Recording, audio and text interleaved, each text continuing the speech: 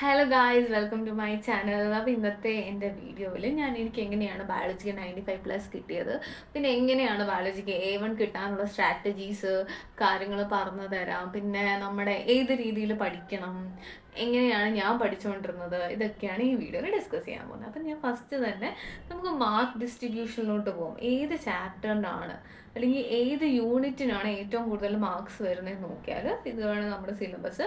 ഇതറിയാമല്ലോ, 70 marks ആണ് total വരുന്നത്. അതിൽ 3 hours 70 മാർക്സ്. അതിൽ ജെനറ്റിക്സ് ആൻഡ് എവല്യൂഷൻ ആണ് 20 മാർക്സ് വരുന്നത്. റീപ്രൊഡക്ഷന് 16 കിട്ടും. എക്കോളജി ആൻഡ് എൻവയോൺമെന്റ് ഒക്കെ നമുക്ക് സുഖമായിട്ട് 10 മാർക്ക് കിട്ടാവുന്ന ചാപ്റ്റർ. അതുകൊണ്ട് അതൊന്നും മിസ് ഔട്ട് ചെയ്യരുത്. ജെനറ്റിക്സും എവല്യൂഷനും കുറച്ച് കോംപ്ലിക്കേഷൻ ഉള്ളൊരു ചാപ്റ്റേഴ്സ് ആണ് അതിൻ്റെ ഇടയിൽ വരുന്നത്. എനിക്കറിയാം. എൻ്റെ ബയോളജി ടീച്ചറിന് എനിക്ക് ഭയങ്കര ഇഷ്ടമായിരുന്നു. എനിക്ക് എൻട്രൻസ് ആകെ അറിയാലോ, 3 സബ്ജക്ട്സിനേ ഉള്ളൂ. അപ്പം പിന്നെ എനിക്ക് ബയോളജിയൊക്കെ പ്യുവർലി ഞാൻ സ്കൂളിലെ ആ ഒരു ടീച്ചിങ് വേഗം കൊണ്ടാണ് പഠിച്ചത്. അപ്പം ഇത് ആക്ച്വലി നിങ്ങൾ പർട്ടിക്കുലർലി ഇത് കാണാപ്പാഠം പഠിക്കാതെ മനസ്സിലാക്കി പഠിക്കുകയാണെങ്കിൽ കുറച്ചുകൂടി നല്ലതായിരിക്കും. ഓക്കെ. പിന്നെ റീപ്രൊഡക്ഷൻ, ജെനറ്റിക്സ് ആൻഡ് എവല്യൂഷൻസ് വരുന്നുണ്ട്. അത് 20 മാർക്കാണ്. Reproduction 16 mark. Biology and human welfare 12. Biotechnology and its application 12. Ecology and environment 10. അതായത് റീപ്രൊഡക്ഷന് നമുക്ക് മാർക്കൊക്കെ മേടിക്കാം. ഇത് ബേസിക്കലി ഹ്യൂമൻ റീപ്രൊഡക്ഷൻ, ഫ്ലവേഴ്സ്, ആനിമൽസിൻ്റെയൊക്കെ റീപ്രൊഡക്ഷൻ ആണ് അതിൽ വരുന്നത്. സോ അതിനൊക്കെ നിങ്ങൾക്ക് മാർക്ക് മേടിക്കാവുന്നതാണ്. ജെനറ്റിക്സ് എവല്യൂഷൻ എനിക്കറിയാം. അത് ചില പിള്ളേർക്ക് അത് ഭയങ്കര എളുപ്പമായിരിക്കും. പക്ഷെ എനിക്ക് ഭയങ്കര പാടായിരുന്നു ആ ഒരു ജെനറ്റിക്സ് എവല്യൂഷൻ യൂണിറ്റിന് അണ്ടറുള്ള ചാപ്റ്റേഴ്സൊക്കെ. സോ യെസ്, അപ്പം ജസ്റ്റ് ഞാനൊരു റഫായിട്ട് ഞാനൊരു ടൈം ടേബിൾ പോലെ ഉണ്ടാക്കിയിട്ടുണ്ട്. ഒരു 5 days ടൈം ടേബിളാണ്. എനിക്കറിയാം ഇനിയും നിങ്ങൾക്ക് കുറച്ചുകൂടി ദിവസങ്ങളുണ്ട് ബാക്കി. പക്ഷെ ഞാൻ 5 days ടൈം ടേബിൾ ഞാൻ മേക്ക് ചെയ്തിട്ടുള്ളൂ. കാരണം എനിക്ക് ആ ഒരു മനസ്സിലാക്കിയിടത്തോളം 5 days മതി എന്നല്ല, 5 days കൂടുതലുണ്ടെങ്കിൽ അത് അത്രയും നല്ലത്. അപ്പം ഞാൻ ബേസിക്കലി 5 days ആണ് എടുത്തിട്ടുള്ളത്. അപ്പോൾ അതിനുശേഷം നിങ്ങൾക്ക് പ്രാക്ടീസ് പേപ്പർ, സാമ്പിൾ പേപ്പേഴ്സ് ഒക്കെ ചെയ്താൽ മതി. അപ്പം എനിക്ക് ആക്ച്വലി ഈ 95 ആയിരുന്നു എൻ്റെ ടൈമിൽ ബയോളജിയുടെ A1. എനിക്ക് കിട്ടിയത് 95 തന്നെ. അപ്പോൾ എനിക്ക് A1 കിട്ടണം എന്നുള്ളൊരു ആഗ്രഹമാണ് ഞാൻ പഠിച്ചുകൊണ്ടേ ഇരുന്നത് ഈ സബ്ജക്റ്റ്. കാരണം എനിക്ക് ബയോളജിക്ക് ലൂസ് ചെയ്യുമോ എന്ന് എനിക്കൊരു ഡൗട്ട് ഉണ്ടായിരുന്നു. കാരണം ബാക്കി എല്ലാത്തിനും എനിക്ക് ഗൈഡൻസും കാര്യങ്ങളും കിട്ടുന്നുണ്ട്, ഇത് എക്സ്ട്രാ ഉണ്ട്. പക്ഷേ ബയോളജിയും എൻ്റെ ടീച്ചർ ഭയങ്കര ഇഷ്ടമായിരുന്നു. എനിക്ക് എൻ്റെ +2 ബയോളജി ടീച്ചറിനെ. യെസ്, അപ്പം അതുകൊണ്ട് തന്നെ എനിക്ക് ഭയങ്കര ഒരു ഇൻട്രസ്റ്റ് ആയിരുന്നു എല്ലാത്തിലും ഡൗട്ടും കാര്യങ്ങളും ഒക്കെ ചോദിക്കാനായിട്ട്. അപ്പോൾ അതുകൊണ്ട് ഞാൻ ചെയ്തെന്താണെന്ന് വെച്ചാൽ, ഞാൻ ആ സമയത്ത് എനിക്കൊരു സാമ്പിൾ പേപ്പർ, അതായത് എൻ്റെ വർഷത്തിൽ പുതിയതായിട്ട് ഇറക്കിയൊരു സാമ്പിൾ പേപ്പർ തന്നു. ഒരു 10 ക്വസ്റ്റ്യൻ പേപ്പർ ഉണ്ടായിരുന്നു. അതിൽ ക്വസ്റ്റ്യൻ പേപ്പർ ആൻസേഴ്സ് ഞാൻ കണ്ടുപിടിച്ച് അത് പ്രാക്ടീസ് ചെയ്തുകൊണ്ടേ ഇരിക്കുമായിരുന്നു. കാരണം ബയോളജി, അതായത് ബേസിക്കലി ബയോളജിയുടെ ഈ ഒരു നമ്മൾ പഠിക്കുന്നതിൻ്റെ അപ്പുറത്തേക്കൊന്നും ചോദിക്കത്തില്ല. പക്ഷെ ചോദിക്കുന്ന ഒരു വേയും രീതിയും ഉണ്ടല്ലോ, അത് ചിലപ്പോൾ ട്വിസ്റ്റിംഗ് ആയിരിക്കും. അപ്പോൾ അതിനുവേണ്ടി നിങ്ങൾ പ്രീവിയസ് ഇയർ ക്വസ്റ്റ്യൻസും റിപ്പീറ്റ് ചെയ്യാറുണ്ട്. പക്ഷെ കെമിസ്ട്രിയുടെ അത്രയോ അല്ലെങ്കിൽ മാത്സിൻ്റെ അത്രയോ ഒന്നും റിപ്പീറ്റ് ചെയ്യാറില്ല. മാത്സിനെ പറ്റി പറഞ്ഞപ്പോഴാണ്, മാത്സിൻ്റെ ക്വസ്റ്റ്യൻ പേപ്പർ അത്യാവശ്യം കുറച്ച് പാടായിരുന്നു. പിന്നെ അതിൻ്റെ വേണമെങ്കിൽ നിങ്ങൾക്ക് ഞാൻ അതിൻ്റെ ഒരു ഡീറ്റെയിൽ റിവ്യൂ ഒക്കെ പറയാം. നിങ്ങൾ കമൻറ്റ് ചെയ്താലും മതി, ഞാൻ റിവ്യൂ ചെയ്യാം. ഇപ്പം നമുക്ക് ബയോളജിയുടെ അതിലേക്ക് പോകാം. അപ്പോൾ ബയോളജിയുടെ കാര്യം പറഞ്ഞാൽ ഞാനിങ്ങനെ പ്രാക്ടീസ് പേപ്പേഴ്സ് അല്ലെങ്കിൽ സാമ്പിൾ പേപ്പേഴ്സ് ചെയ്തുകൊണ്ടേ ഇരിക്കുമായിരുന്നു. എനിക്ക് അത്യാവശ്യം 5 ദിവസം കണ്ട് ലീവ് ഉണ്ടായിരുന്നു. അപ്പം ഇതൊക്കെയാണ് എൻ്റെ ഒരു രീതികൾ. അതൊക്കെയായിരുന്നു. ഞാൻ ആദ്യം പോർഷൻസ് ഒക്കെ പഠിച്ചു, അതിനുശേഷം സാമ്പിൾ പേപ്പേഴ്സ് ചെയ്തുകൊണ്ടിരുന്നു. പിന്നെ പ്രീവിയസ് ഇയർ ക്വസ്റ്റ്യൻ പേപ്പേഴ്സ് ചെയ്തു. ഫിഗേഴ്സ് ഒക്കെ വരച്ചാണ് പഠിച്ചത്. പക്ഷെ അൺഫോർച്ചുനേറ്റ്ലി എൻ്റെ ടൈമിൽ ഫിഗർ ഒന്നും ചോദിച്ചില്ല. ആകെ എന്തോ ഒരു DNA RNA വരയ്ക്കാനങ്ങാണ്ട് ചോദിച്ചിട്ടുള്ളൂ. അത് ഞാൻ പക്ഷെ കുറേ പഠിച്ചുകൊണ്ടാണ് പോയത്. പക്ഷെ നമുക്കറിയത്തില്ല, എല്ലാ വർഷവും അത് മാറിക്കൊണ്ടിരിക്കും, ഡിപ്പെൻഡ് ചെയ്യും. അപ്പം നിങ്ങൾ ബേസിക്കലി എന്ന് വെച്ചാൽ ഡയഗ്രാംസും അതിൻ്റെ റിയൽ വേൾഡ് കുറേ എക്സാമ്പിൾസ് പറയുന്നുണ്ട് എല്ലാത്തിനും, എല്ലാ കണ്ടന്റിലും. അതൊക്കെ ഒന്ന് നോക്കി വെച്ചിട്ട് പോവുക.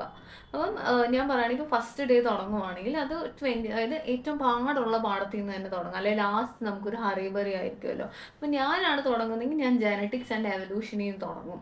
അപ്പോൾ അതിൽ principles of inheritance and variations അതിലറിയാമല്ലോ. അതിൽ കുറേ കാര്യങ്ങളുണ്ട്. ക്രോമസോം തിയറി, സെക്സ് ഡിറ്റർമിനേഷൻ, പിന്നെ ഡിസോർഡേഴ്സ് ഉണ്ട്, കുറേ. പിന്നെ കുറേ പ്രോബ്ലംസ് അതിൽ തന്നെ സോൾവ് ചെയ്യാനുണ്ട് ആ ചാപ്റ്ററിൽ തന്നെ. പിന്നെ മോളിക്കുലർ ബേസിസ് ഓഫ് ഇൻഹെറിറ്റൻസ് പഠിക്കാം ആദ്യത്തെ ദിവസം തന്നെ. പിന്നെ ഉള്ള ചാപ്റ്ററുകൾ എവല്യൂഷൻ നമുക്ക് പഠിക്കാൻ പറ്റും. അപ്പം ഇതൊക്കെ നമുക്ക് ആ ഒരു ജെനറ്റിക്സ് ആൻഡ് എവല്യൂഷൻ എന്ന് പറഞ്ഞ ആ ഒരു മൊഡ്യൂളിൽ അല്ലെങ്കിൽ ആ ഒരു യൂണിറ്റിൽ വരുന്ന ചാപ്റ്റേഴ്സൊക്കെ നമുക്ക് അന്ന് ആ ഒരു ഫസ്റ്റ് ഡേ നമുക്കത് കവർ ചെയ്യാം, മാക്സിമം ശ്രമിക്കാം. പിന്നെ സെക്കൻഡ് ഡേയിൽ റീപ്രൊഡക്ഷൻ പഠിക്കാനാണ് ഞാൻ പറയുന്നത്. ഇത് അത്യാവശ്യം കുറേ ഡയഗ്രാംസും ഫിഗേഴ്സും പിന്നെ കുറേ ഇതുണ്ട്. ഡബിൾ ഫെർട്ടിലൈസേഷൻ എന്താണ്, പിന്നെന്താ ഫ്ലവർ സ്ട്രക്ചർ വരയ്ക്കുക, ഫ്ലോറൽ ഡയഗ്രാംസ് വരയ്ക്കുക, മെയില്, പിന്നെ ഹ്യൂമൻ റിപ്രൊഡക്റ്റീവ് സിസ്റ്റം അല്ലെങ്കിൽ ഹ്യൂമൻ റിപ്രൊഡക്ഷനകത്ത് എന്താണ് ഫീമെയിലും male reproductive systems, menstrual cycle, fertilisation, pregnancy, ആ ചാപ്റ്റേഴ്സൊക്കെ വരുന്നുണ്ട്. ആ പോർഷൻസ് ഒക്കെ ഭയങ്കര ഇമ്പോർട്ടൻ്റ് ആണ്. മെൻസ്ട്രൽ സൈക്കിളിൽ എപ്പോഴും വരും, ഓവലേഷൻ പീരീഡ് എപ്പോഴൊക്കെയാണ്, അതിൻ്റെ ടൈം ഗ്യാപ്പ് എപ്പോഴൊക്കെയാണ്. അപ്പോൾ അതൊക്കെ നല്ലോണം നമ്മൾ മനസ്സിലാക്കുക. നമ്മളിപ്പം മനസ്സിലാക്കാൻ നമ്മുടെ ഫ്യൂച്ചറിനും ഇത് ഭയങ്കര ആവശ്യമുള്ള കാര്യങ്ങളാണ് ഈ ചാപ്റ്റേഴ്സിലൊക്കെ പറയുന്നത്. ഇനി നമുക്ക് day 3 biotechnology and its application, അതും അത്യാവശ്യമുണ്ട്. റീകോംബിനന്റ് DNA, ജനറ്റിക് എഞ്ചിനീയറിംഗ് എന്താണ്, GMOs ഒക്കെ എന്താണ്, പിന്നെ ഹ്യൂമൻ ഹെൽത്ത് ആൻഡ് ഡിസീസസ് ഉണ്ട്, കുറേ ഡിസീസസ്, എയ്ഡ്സ്, ക്യാൻസറിനെ പറ്റിയൊക്കെ ഡീറ്റെയിൽ ആയിട്ട് പറയുന്നുണ്ട്. അത് നിങ്ങൾ ഏത് ദിവസം കവർ ചെയ്യേണ്ടത്? ഡേ 3 നിങ്ങൾ ഇതൊക്കെ കവർ ചെയ്യണം. ഡേ 4 ഞാൻ പറഞ്ഞ എക്കോളജി ആൻഡ് എൻവയോൺമെൻറ്റ്, അത് ഭയങ്കര സിമ്പിൾ ചാപ്റ്ററാണ്. അതുകൊണ്ടാണ് ഞാൻ ഡേ 4 വെച്ചിരിക്കുന്നത്. അത് നിങ്ങൾക്ക് അത്യാവശ്യം കവർ ചെയ്യാനൊക്കെ പറ്റും ആ ചാപ്റ്റേഴ്സ്. അത് അത്യാവശ്യം കുഴപ്പമില്ലാതെ എനിക്ക് തോന്നുന്നതാണ്. പക്ഷെ അത് കുറച്ച് ബോറിങ്ങുമാണ്, അല്ല ബോറിംഗ് ആയിട്ടുള്ള ചാപ്റ്റേഴ്സാണ്. കുറേ ലോസും കുറേ കാര്യങ്ങൾ അതിനകത്ത് വരുന്നുണ്ട്. എനർജി ഫ്ലോ വരയ്ക്കാൻ പറയുന്നുണ്ട്, എക്കോളജിക്കൽ പിരമിഡ്സ് വരയ്ക്കാൻ പറയുന്നുണ്ട്, ഫോക്കസ് ഓൺ ബയോഡൈവേഴ്സിറ്റി കൺസെപ്റ്റ്സ്, അതിൻ്റെ കാര്യങ്ങളൊക്കെ പറയുന്നുണ്ട്. പിന്നെയുള്ള നിങ്ങളുടെ ദിവസങ്ങൾ എന്ന് പറഞ്ഞാൽ നമുക്കറിയാമല്ലോ ചില ടോപ്പിക്സ് ഒക്കെ ലൈക്ക് ഭയങ്കര ഇമ്പോർട്ടൻ്റ് ആയിട്ടുള്ള കുറേ ടോപ്പിക്സ് ഉണ്ട്. അതായത് ഇപ്പോൾ ഞാൻ ഒരു എക്സാമ്പിൾ പറയുകയാണെങ്കിൽ STDs പലപ്പോഴായിട്ട് ചോദിക്കുന്ന ഒരു ക്വസ്റ്റ്യനാണ്. ഏതൊക്കെ STD ആണുള്ളത്? ചിലപ്പോൾ ഒരു STDനെ പറ്റി ടിപ്പിക്കലായിട്ട് ചിലപ്പോൾ ചോദിക്കാം. പിന്നെ ചിലപ്പോൾ എന്തെങ്കിലുമൊക്കെ ഡയഗ്രാം, ഫിഗർ കാര്യങ്ങളൊക്കെ വരയ്ക്കാം. ക്രോസ് ഓവേഴ്സ് ഒക്കെ ഉണ്ടല്ലോ, ക്രോമസോം തിയറി ഉണ്ട്. അപ്പോൾ അങ്ങനത്തെ കുറച്ച് ഇമ്പോർട്ടൻ്റ് ആയിട്ടുള്ള കാര്യങ്ങളൊക്കെ ഉണ്ട്. അപ്പം അത് ഓൾറെഡി നമുക്ക് ഈ പ്രീവിയസ് ഇയർ ക്വസ്റ്റ്യൻ പേപ്പേഴ്സ് നോക്കിയാൽ നിങ്ങൾക്ക് അത് മനസ്സിലാവും, ഏതൊക്കെ പർട്ടിക്കുലർ ടോപ്പിക്സ് ഉണ്ടെന്ന് നിങ്ങൾക്ക് അത് മനസ്സിലാക്കാൻ പറ്റും. അപ്പോൾ ഞാൻ റിക്വസ്റ്റ് ചെയ്യുന്നത് എന്താണെന്ന് വെച്ചാൽ, നിങ്ങൾ ഈ പോർഷൻസ് എല്ലാം പഠിച്ച് കഴിഞ്ഞെങ്കിൽ, ഇപ്പോൾ പഠിക്കാൻ തുടങ്ങുന്ന ഒരാളാണെങ്കിൽ പോലും ഈ ഒരു ടൈം ടേബിൾ വെച്ച് പഠിച്ചു പോവുക. പിന്നെയും റിവൈസ് ചെയ്യാനുള്ള ദിവസങ്ങളുണ്ട് നമുക്ക് ഇനിയും. അപ്പോൾ നിങ്ങൾ റിവിഷൻ പ്രോസസ്സിൽ ചെയ്യേണ്ട കാര്യങ്ങൾ എന്താണെന്ന് വെച്ചാൽ, പ്രീവിയസ് ഇയർ ക്വസ്റ്റ്യൻ പേപ്പർ ഒന്നേന്ന് തൊട്ട് തുടങ്ങുക. പിന്നെ സാമ്പിൾ പേപ്പേഴ്സ് മാക്സിമം നിങ്ങൾ ട്രൈ ഔട്ട് ചെയ്യുക. കാരണം സാമ്പിൾ പേപ്പേഴ്സ് ചിലപ്പോൾ നമ്മുടെ പോർഷൻസ് ഒന്നും കട്ട് ചെയ്തിട്ടില്ല എന്നാണ് എനിക്ക് തോന്നുന്നത്. കാരണം ഞാൻ ഇതൊക്കെ തന്നെ പഠിച്ചതാണ്. ഒരു 5 വർഷം മുന്നേ ഞാൻ എക്സാം എഴുതിയത്. അപ്പോഴും ഞാൻ ഇതൊക്കെ തന്നെ പഠിച്ചത്. അപ്പോൾ പോർഷൻസ് അങ്ങനെ കട്ടൊന്നും ചെയ്തിട്ടില്ല. അപ്പോൾ നിങ്ങൾക്ക് പ്രീവിയസ് ഇയർ ക്വസ്റ്റ്യൻ പേപ്പേഴ്സ് ഇത് റെഫർ ചെയ്യുന്നതിൽ ഒരു കുഴപ്പമില്ല. പിന്നെന്താ ഉള്ളത്? പിന്നെ വേറെ കാര്യങ്ങൾ എന്ന് വെച്ചാൽ നിങ്ങൾ ഫിഗേഴ്സൊക്കെ കറക്റ്റായിട്ട് വരയ്ക്കുക. ഇപ്പം അവർ ആ ഒരു കുറേ ഡെഫിനിഷൻസോ അങ്ങനെയൊന്നും അല്ല ചിലപ്പോൾ നോക്കുന്നത്. അവർ ഓക്കെ ഡെഫിനിഷൻസും കാര്യങ്ങളും നോക്കും, പക്ഷെ ഫിഗർ എന്തെങ്കിലും വരയ്ക്കാനുള്ള ക്വസ്റ്റ്യൻസ് ഒക്കെ ആണെങ്കിൽ, അല്ലെങ്കിൽ അങ്ങനത്തെ ക്വസ്റ്റ്യൻസ് ഒക്കെ ആണെങ്കിൽ നിങ്ങൾ ഫിഗർ പ്രോപ്പറായിട്ട് വരച്ചാൽ തന്നെ അവർ മാർക്ക് തരും. ബയോളജിയിൽ ഫിഗേഴ്സിന് ഭയങ്കര ഇമ്പോർട്ടൻ്റ് ആണ്. ചില ക്വസ്റ്റ്യനിൽ ചിലപ്പോൾ ഫിഗർ വരയ്ക്കണം എന്നില്ലായിരിക്കും, ജസ്റ്റ് ഒരു ഡബിൾ ഫെർട്ടിലൈസേഷൻ പറയുക, അങ്ങനത്തെ ക്വസ്റ്റ്യൻസ് ഒന്നും ചിലപ്പോൾ ഫിഗർ വരയ്ക്കേണ്ട കാര്യമില്ല. പക്ഷെ ചില ക്വസ്റ്റ്യൻസിന് നമുക്ക് ഓക്കെ ഫിഗർ ഓൾറെഡി നമുക്ക് അറിയാമായിരിക്കും, ദെൻ നിങ്ങളങ്ങ് വരച്ചോ. നമുക്ക് എക്സ്ട്രാ മാർക്ക് കിട്ടുന്നതിൽ കുഴപ്പമൊന്നുമില്ല, എക്സ്ട്രാ മാർക്കൊന്നും കിട്ടത്തില്ല. ബട്ട് ലൈക്ക് ഫിഗേഴ്സ് എപ്പോഴും ബയോളജിക്ക് വരയ്ക്കുന്നത് നല്ലതായിരിക്കും. പിന്നെ നമുക്ക് അറിയാമല്ലോ. അപ്പം ബേസിക്കലി ഇത്രയൊക്കെ ഉള്ളൂ ബേസിക്കായിട്ടുള്ളത്. നിങ്ങൾ ചാപ്റ്റേഴ്സ് എല്ലാം കാരണം നമുക്ക് ഒരു ഇമ്പോർട്ടൻറ്റ് ടോപ്പിക് എന്ന് ബയോളജിക്ക് പറഞ്ഞു തരാൻ പറ്റത്തില്ല. എല്ലാം ഇമ്പോർട്ടൻ്റ് ആണ്, എല്ലാം റിപ്പീറ്റഡ് ആയിട്ട് ചോദിക്കുന്ന പോർഷൻസും ആണ്. പക്ഷെ ചില പോർഷൻസ് നിങ്ങളുടെ ടീച്ചേഴ്സ് ഇമ്പോർട്ടൻ്റ് ആയിട്ട് പറയാം, പ്രീവിയസ് ഇയറിൽ റിപ്പീറ്റഡ് ആയിട്ട് വന്നേക്കാം. അപ്പം നിങ്ങളൊരു 5 വർഷത്തെയെങ്കിലും പ്രീവിയസ് ഇയർ ക്വസ്റ്റ്യൻ പേപ്പേഴ്സ് നോക്കണം. പിന്നെ സാമ്പിൾ പേപ്പേഴ്സ് ചെയ്യണം, മാക്സിമം സാമ്പിൾ പേപ്പേഴ്സ് ചെയ്യണം.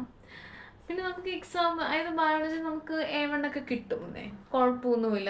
നമ്മൾ പഠിച്ചാൽ കിട്ടുന്ന സബ്ജക്റ്റാണ്. ബാക്കി ഫിസിക്സ്, കെമിസ്ട്രി, മാത്സ് പോലെ ഓക്കെ നമ്മൾ പഠിക്കുന്ന ഒന്ന് വരുന്നത് വേറൊന്ന്, അങ്ങനെ ഒരു ട്വിസ്റ്റിംഗ് ഒന്നുമില്ല. പഠിച്ചത് വരുന്ന രീതികൾ, അതായത് ആ ഒരു ക്വസ്റ്റ്യൻസ് പ്രാക്ടീസ് ചെയ്താൽ നമുക്ക് ക്രാക്ക് ചെയ്യാവുന്നതേ ഉള്ളൂ. പിന്നെ നിങ്ങൾ എഴുതുമ്പോൾ ടേംസ്, സ്പെല്ലിങ് അതൊക്കെ വൃത്തിക്ക് നോക്കുക. അത്രയൊക്കെ തന്നെ ഉള്ളൂ. യെസ്, അപ്പോൾ ഈ വീഡിയോ ഭയങ്കര ലെങ്തായെന്ന് തോന്നുന്നു. പക്ഷേ കുഴപ്പമില്ല, നിങ്ങൾ മാക്സിമം എന്താണ് പഠിക്കണം വൃത്തിക്ക്. നമുക്ക് ഒരു വിഷയം കൂടെ ഉള്ളൂ. പിന്നെ അതിൻ്റെ ഇടയ്ക്ക്, അതായത് ഇപ്പം കീമിനും അല്ലെങ്കിൽ കുറേ എഞ്ചിനീയറിങ് അല്ല എൻട്രൻസ്, നീറ്റ്, ഏത് എൻട്രൻസ് എക്സാമിന് പ്രാക്ടീസ് ചെയ്യുന്നവരാണെങ്കിൽ പോലും ഒരു 2 മണിക്കൂർ വീതമെങ്കിലും നിങ്ങൾ എൻട്രൻസിന് വേണ്ടിയും കൂടെ കൊടുക്കണം. എന്തായാലും നമുക്ക് ഒരു ദിവസം ഒറ്റ സ്ട്രെച്ചിന് 12 മണിക്കൂർ ഒറ്റ സ്ട്രെച്ച് പഠിക്കാനൊന്നും പറ്റത്തില്ല. അതിൽ 2 മണിക്കൂർ അലോക്കേറ്റ് ചെയ്ത് എൻട്രൻസ് എക്സാമിനും കൂടി പഠിക്കണം. രണ്ടും ഇമ്പോർട്ടൻ്റ് ആണ്. അപ്പോൾ രണ്ടും എങ്ങനെയാണ് ഇമ്പോർട്ടൻ്റ് ആവുന്നത്? പിന്നെ കീമിൻ്റെ എല്ലാവരും എന്നോട് സ്റ്റഡി പ്ലാൻ ചോദിച്ചിട്ടുണ്ട്. അപ്പോൾ അതും അതിൻ്റെ വീഡിയോ ഞാൻ ഉടനെ തന്നെ അയക്കുന്നതായിരിക്കും. അതിലൊരു ഡൗട്ടും വേണ്ട. യെസ്, അപ്പോൾ അത്രയൊക്കെ തന്നെ ഉള്ളൂ.